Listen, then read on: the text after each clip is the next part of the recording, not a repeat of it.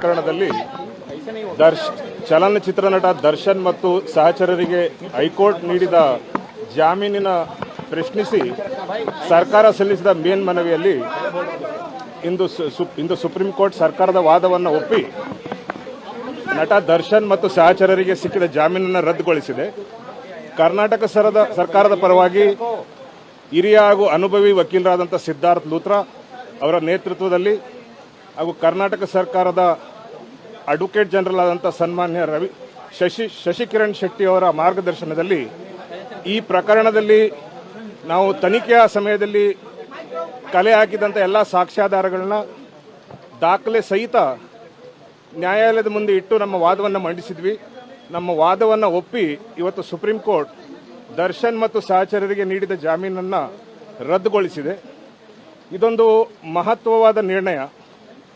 ಕೊಲೆ ಅಂತ ಘೋರ ಅಪರಾಧ ಎಸಗಿದಂಥ ಅಪರಾಧಿಗಳ ಜಾಮೀನು ಅರ್ಜಿ ಪರಿಶೀಲಿಸುವ ಸಮಯದಲ್ಲಿ ನ್ಯಾಯಾಲಯ ಯಾವ ಅಂಶಗಳನ್ನ ಗಮನಿಸಬೇಕು ಹಾಗೂ ಯಾವ ಕಾನೂನು ತತ್ವಗಳನ್ನು ಪಾಲಿಸಬೇಕು ಅನ್ನೋ ವಿಚಾರವನ್ನು ಈ ತೀರ್ಪಿನಲ್ಲಿ ಪುನರುಚ್ಚಾರ ಮಾಡಿದ್ದಾರೆ.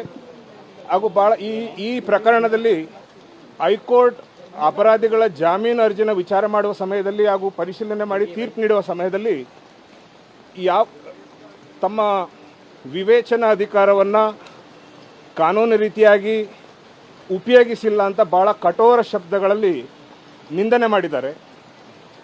ಅದಲ್ಲದೂ ಸಹ ಸಮಾಜದಲ್ಲಿ ಯಾವುದೇ ವ್ಯಕ್ತಿ ಎಷ್ಟೇ ಶ್ರೀಮಂತ ಆಗಿರಲಿ, ಎಷ್ಟೇ ಬಲಿಷ್ಠನಾಗಿರಲಿ, ಕಾನೂನು ಎಲ್ಲರಿಗೂ ಸಮ ಅನ್ನೋ ಒಂದು ವ್ಯಾಖ್ಯಾನವನ್ನು ಸಹ ಇದರಲ್ಲಿ ಭಾಳ ಸ್ಟ್ರಾಂಗ್ ಆಗಿ ಜಸ್ಟಿಸ್ ಮಹದೇವನ್ ಅವರ ಜಡ್ಜ್ಮೆಂಟ್ನಲ್ಲಿ ಎಕ್ಸ್ಪ್ರೆಸ್ ಆಗಿದೆ. ನ್ಯಾಯಮೂರ್ತಿ ಮಹದೇವನ್ ಅವರ ಮೇನ್ ಜಡ್ಜ್ಮೆಂಟ್ಗೆ ಪೂರಕವಾಗಿ ಜಸ್ಟಿಸ್ ಪರ್ಡಿವಾಲಾ ಅವರು ಸಹ ಒಂದು ಸಪ್ಲಿಮೆಂಟರಿ ಜಡ್ಜ್ಮೆಂಟ್ನ ಹೇಳಿದರು. ಅದರಲ್ಲಿ ಮುಖ್ಯವಾದ ವಿಚಾರ ಏನಂತಂದರೆ, ಕಾನೂನು ಎಲ್ಲರಿಗೂ ಸಮ. ಯಾರು ಶ್ರೀಮಂತರಾಗಿರಲಿ ಬಡವರಾಗಿರಲಿ ಎಲ್ಲರೂ ಒಂದೇ ರೀತಿಯಲ್ಲಿ ಕಾನೂನವ್ರನ್ನ ಕಾಣ್ತದೆ.